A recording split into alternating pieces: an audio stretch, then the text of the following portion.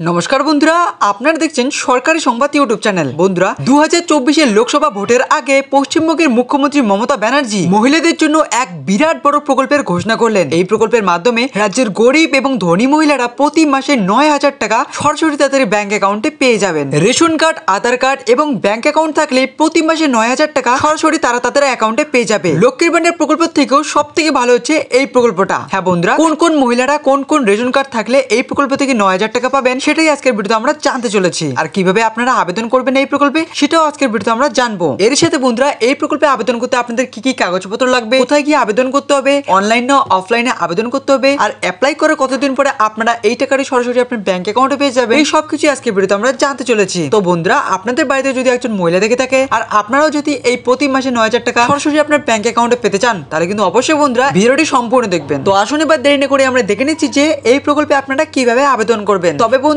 তার আগে আপনারা যদি আমাদের চ্যানেলে নতুন হয়ে থাকেন তাহলে এক্ষুনি নিচে থাকা লাল রঙের সাবস্ক্রাইব বাটনটা প্রেস করে রেখে দিন। তো বন্ধুরা, সবার প্রথমে আমরা দেখে নেব যে এই প্রতিবেদনটি পশ্চিমবঙ্গে নতুন প্রকল্পে প্রতিদিন পাবেন 300 টাকা সেবা সুখী প্রকল্প নিয়ে আসা হয়েছে রাজ্যের মহিলাদের স্বাবলম্বী করে তোলার জন্য এবং অর্থনৈতিক দিক দিয়ে আরো শক্তিশালী করে তোলার জন্য। কেন্দ্র থেকে রাজ্য সব সরকারি মহিলাদের জন্য অনেক প্রকল্প এনেছেন। এইসব প্রকল্পগুলির মধ্যে রাজ্য সরকারের একটি প্রকল্প খুবই জনপ্রিয় হয়েছে, তা হলো লক্ষ্মীর ভান্ডার প্রকল্প। এই প্রকল্পের মাধ্যমে সরকার মহিলাদের হাতে 500 থেকে 1,000 টাকা প্রতি মাসে দিয়ে থাকেন। তবে এবার রাজ্য সরকার এমন একটি সিদ্ধান্ত নিয়েছেন যাতে মহিলাদের জীবনে আমূল পরিবর্তন হতে পারে। এখন থেকে মহিলারা শুধুমাত্র 500,000 টাকা ঢুকবে না, তাদের অ্যাকাউন্টে এখন 9,000 টাকা পর্যন্ত ঢুকতে পারে। তবে এই কথা শুনে হয়তো আপনি অবাক হয়ে যাচ্ছেন। আসলে রাজ্য সরকার একটি নতুন প্রকল্প চালু করেছেন যেটি শুধুমাত্র রাজ্যের মহিলাদের জন্য। এই প্রকল্পের নাম হচ্ছে সেবা সুখী প্রকল্প। এই প্রকল্পের মাধ্যমে পশ্চিমবঙ্গের সরকার মেয়েদের জন্য